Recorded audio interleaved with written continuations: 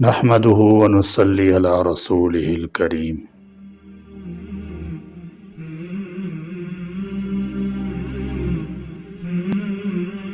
مبارک احمد ثانی قادیانی کیس کی review petition میں سپریم کورٹ نے جو فیصلہ محفوظ کیا تھا وہ 24 جولائی 2024 کو سنایا گیا۔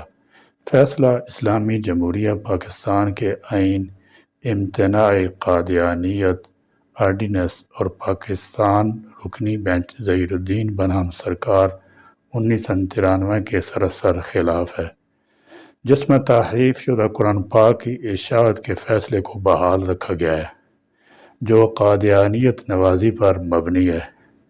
ریویو پٹیشن میں جو شکیں زیر بحث تھیں ان کی سرے سے وضاحت ہی نہیں کی گئی، بلکہ سپریم کورٹ کے 1993 کے فیصلے پر نوٹ لگاتے ہوئے کہا گیا ہے کہ قادیانیوں کو اپنے اداروں، گھروں، عبادت خانوں اور چاردیواری میں ارتدادی سرگرمیوں کا حق حاصل ہے۔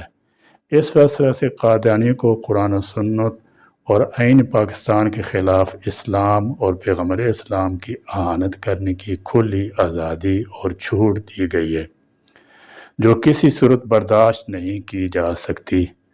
قانون نافذ کرنے والے ادارے یہ بات بخوبی جانتے ہیں کہ جرم چار دیواری میں بھی جرم ہے، بغاوت چار دیواری میں بھی بغاوت ہے، چوری، بدکاری اور قتل وغیرہ چار دیواری میں بھی جرم ہے۔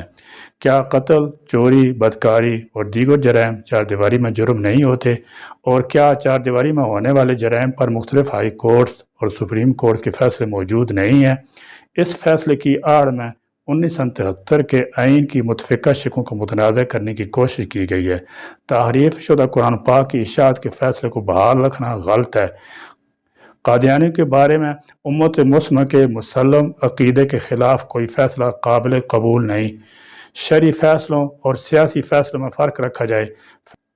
ہم بحیثیت قوم فیصلے کی بھرپور مخالفت کرتے ہیں۔ تمام آئینی راستے استعمال کیے جائیں گے۔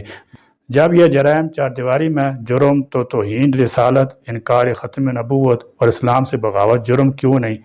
سپریم کورٹ کے اس متنازع فیصلے سے پوری امت ہیجان کی کیفیت میں مبتلا ہے، بالخصوص وہ جو ریاست کے لیے مذہبی بنیادوں کے قائل نہیں ہیں، مذہب کو پرائیویٹ ترجیح کا درجہ دیتے ہیں۔ جاوید احمد غامدی جو کھلے الفاظ اور انداز میں بارہا اپنی تحریروں اور تقریروں میں کہہ چکا ہے کہ ریاست کا کوئی مذہب نہیں ہوتا، کیا اس کا یہ کہنا آئین کی دفعہ 2 کا انکار نہیں، جس میں کہا گیا ہے کہ اسلام پاکستان کا مملکتی مذہب ہوگا؟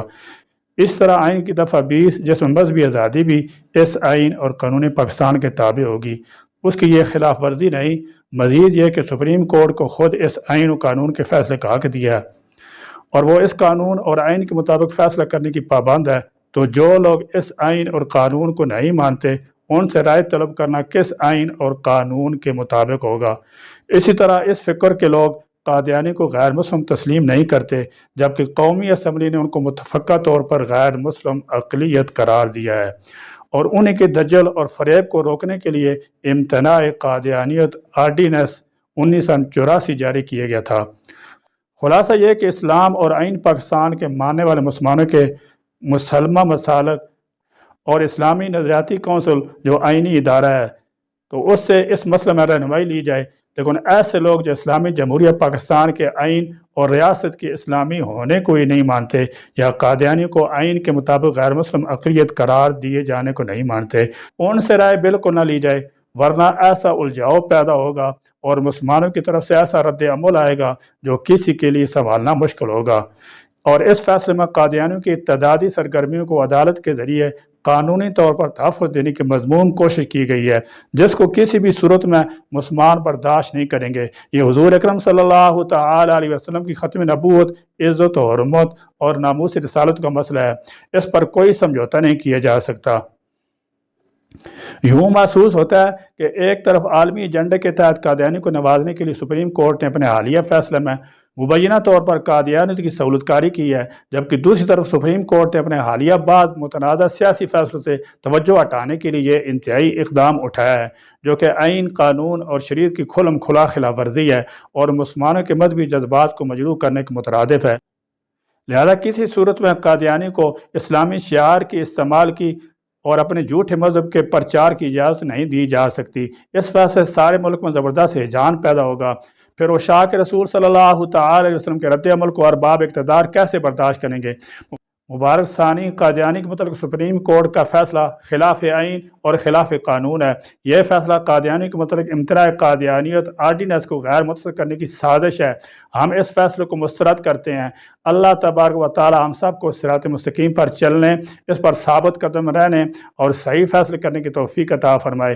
نفس، شیطان اور فتنہ پروروں کے فتنوں سے ہماری حفاظت فرمائے، آمین۔ وصلی اللہ تعالی علی خیر خلقہ سیدنا محمد و آلہ و صحبہ اجمعین۔